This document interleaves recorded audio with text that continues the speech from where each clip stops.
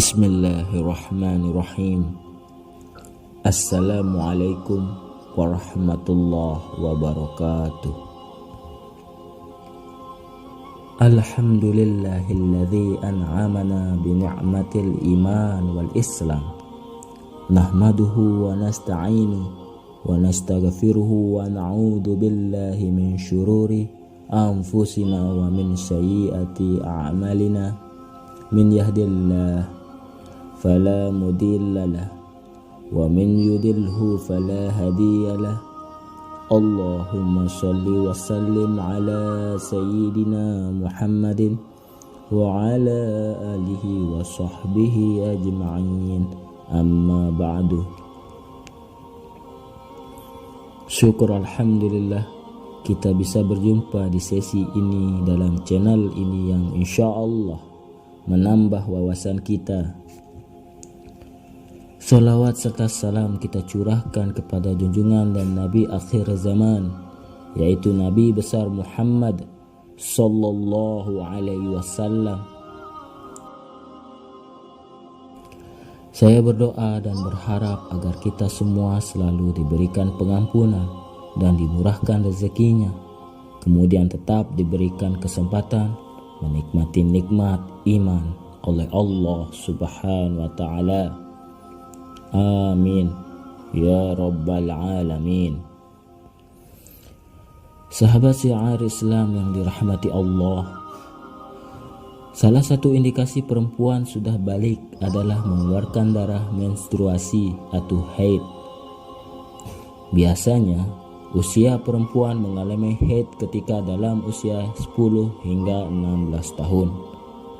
Sejak pertama kali haid, perempuan sudah dianggap mukallaf dan hukum Islam berlaku kepadanya. Darah haid akan keluar secara periodik karena peluruhan dinding rahim karena tidak adanya ovulasi.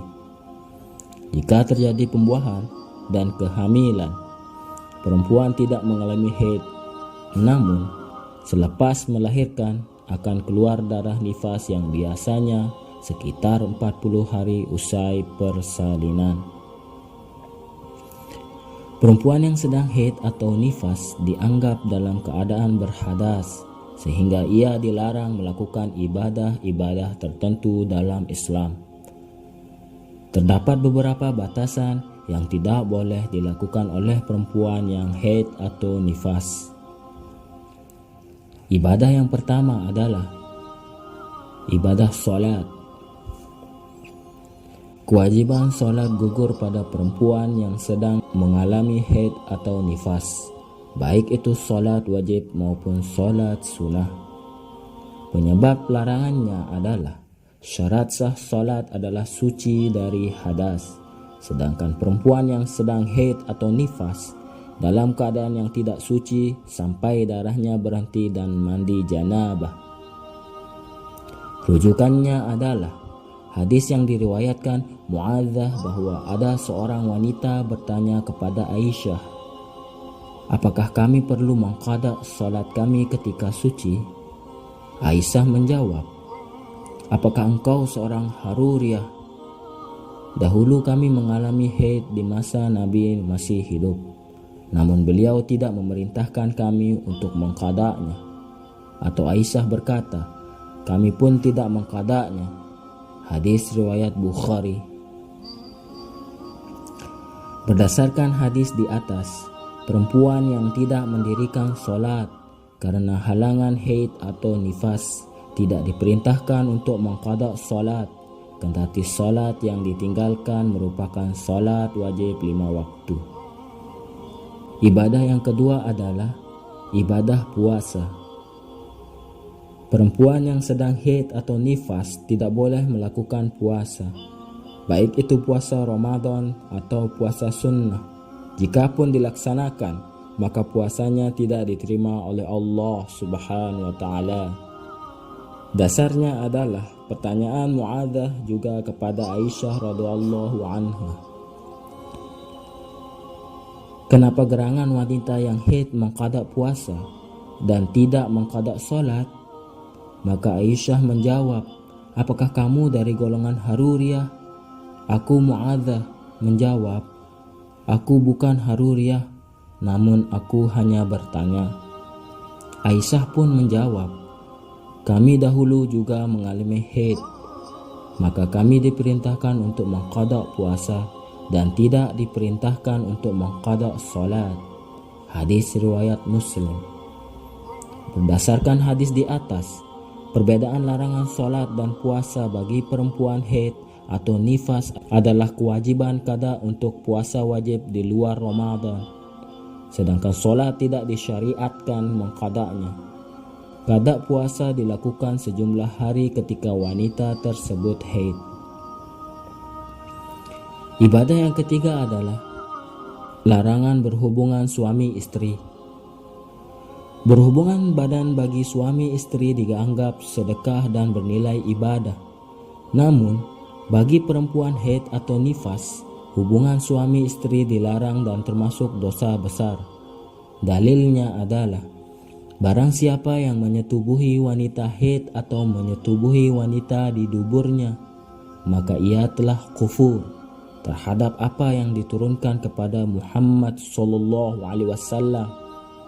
Hadis riwayat At-Tirmidzi dan Ibnu Majah. Kendati demikian, bagi suami istri tetap diperbolehkan melakukan aktivitas seksual selama bisa menahan diri tidak melakukan penetrasi penis ke dalam vagina. Firman Allah dalam surah Al-Baqarah ayat 222 berbunyi, "Mereka bertanya kepadamu tentang haid. Katakanlah, haid itu kotoran. Oleh sebab itu, hendaklah kamu menjauhkan diri dari wanita pada waktu haid, dan janganlah kamu mendekati mereka sebelum mereka bersuci. Apabila mereka telah suci, maka campurilah mereka itu di tempat yang diperintahkan Allah kepadamu." Selain itu, terdapat hadis yang diriwayatkan dari jalur Aisyah. Ia berkata bahwa di antara istri-istri Nabi Muhammad SAW ada yang mengalami haid, namun Rasulullah ingin bercumbu dengannya. Lantas beliau memerintahkannya untuk memakai sarung agar menutupi tempat keluarnya darah haid. Kemudian beliau tetap mencumbunya di atas sarung.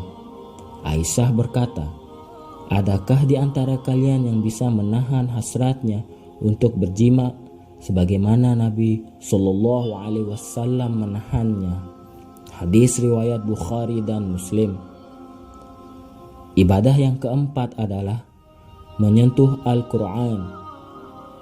Mushaf Al-Quran suci, oleh karenanya disunahkan untuk berwudu sebelum menyentuhnya. Sebaliknya, bagi perempuan yang haid atau nifas dilarang menyentuh Al-Quran karena halangannya tersebut. 4 mazhab dalam Islam yaitu Syafi'i, Hambali, Hanafi, dan Maliki sama-sama berpendapat menyentuh Al-Quran terlarang untuk wanita haid. Dalilnya adalah sabda Nabi Muhammad SAW, "Tidak boleh menyentuh Al-Quran kecuali engkau dalam keadaan suci." Hadis riwayat Al-Hakim. Ibadah yang kelima adalah membaca Al-Quran. Pendapat 4 mazhab tentang membaca Al-Quran lebih beragam daripada pendapat tentang menyentuh Al-Quran. Dalam kasus membaca Al-Quran tanpa menyentuh mushaf, mazhab Syafi'i, Hambali, dan Hanafi sepakat bahwa membaca Al-Quran dengan suara dilarang untuk wanita haid. Larangan perempuan haid atau nifas membaca Al-Quran berdasarkan kias keadaan haid atau nifas dengan keadaan tidak suci dalam kondisi junub. Rujukannya adalah hadis yang diriwayatkan Abdullah bin Salamah dari Ali bin Abi Thalib adalah Rasulullah SAW senantiasa membaca Al-Quran di setiap kondisi kecuali janabah. Namun, terdapat perkecualian ketika wanita haid membaca Al-Quran tanpa mushaf untuk doa dan zikir. Mereka boleh membaca karena tujuannya untuk berzikir dan menjaga diri, bukan diniatkan untuk membaca Al-Quran. Ibadah yang keenam adalah berdiam diri di masjid. Larangan bagi perempuan haid atau nifas selanjutnya adalah berdiam diri di masjid berdasarkan firman Allah Subhanahu wa taala dalam surah An-Nisa ayat 43 yang berbunyi, "Wahai orang yang beriman, janganlah kamu mendekati salat ketika kamu dalam keadaan mabuk sampai sadar apa yang kamu ucapkan, dan jangan pula kamu hampiri masjid ketika kamu dalam keadaan junub, kecuali sekedar melewati saja sebelum kamu mandi junub." Sebenarnya tidak ada dalil spesifik yang melarang wanita haid atau nifas masuk masjid. Ayat di atas melarang orang yang sedang junub tidak suci memasuki masjid. Berdasarkan hal tersebut, para ulama mengkiaskan keadaan junub atau tidak suci tersebut dengan keadaan haid atau nifas yang dialami perempuan. Oleh karenanya, wanita dalam kondisi haid atau nifas dilarang berdiam diri di masjid. Ibadah yang ketujuh adalah ibadah tawaf. Perempuan haid atau nifas dilarang melakukan tawaf untuk mengelilingi Ka'bah. Rujukannya adalah riwayat ketika Aisyah radhiyallahu anha mengalami menstruasi saat sedang berhaji. Nabi Muhammad sallallahu alaihi wasallam bersabda padanya, "Lakukanlah segala sesuatu yang dilakukan orang yang berhaji selain dari melakukan tawaf di Ka'bah hingga engkau suci kembali." Hadis riwayat Bukhari dan Muslim. Wallahu a'lam bissawab. Demikian yang bisa saya bagikan, semoga bermanfaat. Jika ada kesalahan dan tutur kata yang tidak baik, saya minta maaf. Jika bisa tulis di kolom komentar. Sesungguhnya saya hanya ingin berbagi dan sama-sama belajar. Wallahu a'lam bissawab. Wassalamualaikum warahmatullahi wabarakatuh.